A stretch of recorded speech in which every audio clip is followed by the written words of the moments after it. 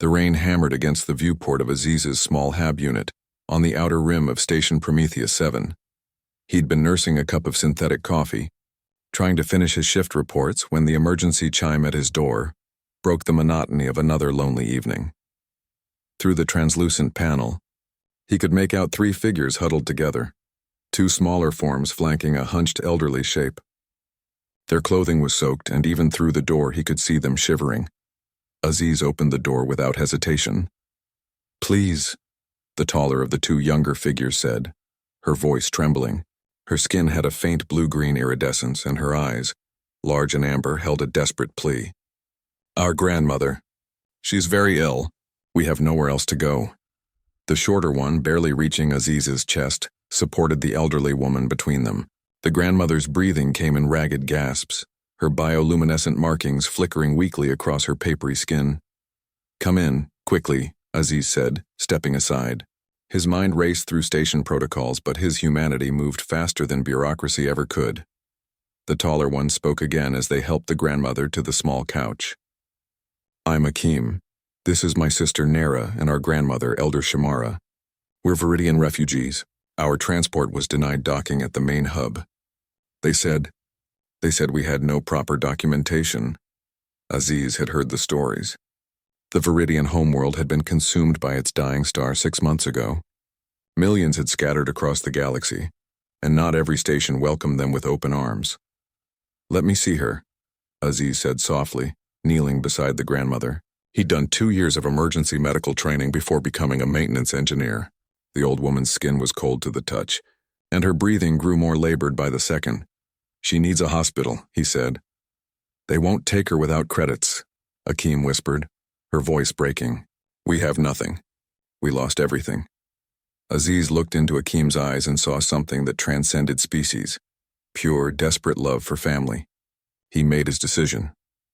"My medkit won't be enough, but I know someone." He grabbed his comm unit and called in a favor from Dr. Yashiro, a human physician who worked in the lower district clinic. 20 minutes later, the doctor arrived with portable equipment. Throughout the night, Aziz watched as Dr. Yashiro worked to stabilize Elder Shamara. Akeem and Nera sat close together, holding hands, their fear palpable in the small space. Aziz brought them warm blankets and what food he had, simple ration packs that probably tasted nothing like their traditional cuisine, but they ate gratefully. "Why are you helping us?" Akeem asked softly as dawn approached. "We're strangers, aliens. We can offer you nothing in return." Aziz thought about his own grandmother, who'd raised him after his parents died in the colony wars. He remembered how neighbors had helped them when they had nothing, how humanity at its best meant looking beyond yourself. "Because it's the right thing to do," he said simply.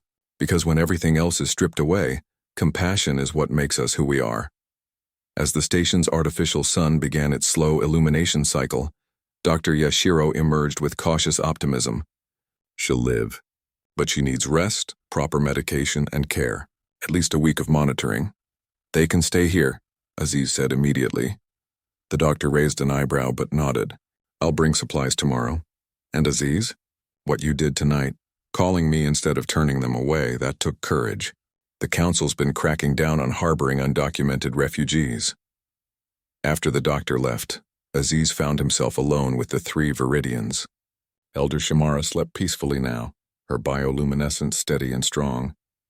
Nera had curled up in a chair, exhausted, but Akeem stood by the viewport watching the stars. "In our culture," she said quietly, "there's an ancient bond called Kethera. It means life debt woven into soul. By saving our grandmother, you've created a Kethara with our family. It can never be broken. I don't need," Aziz began, but Akeem turned to face him. "It's not about what you need. It's about what is." She pressed her palm to her chest, then extended it toward him.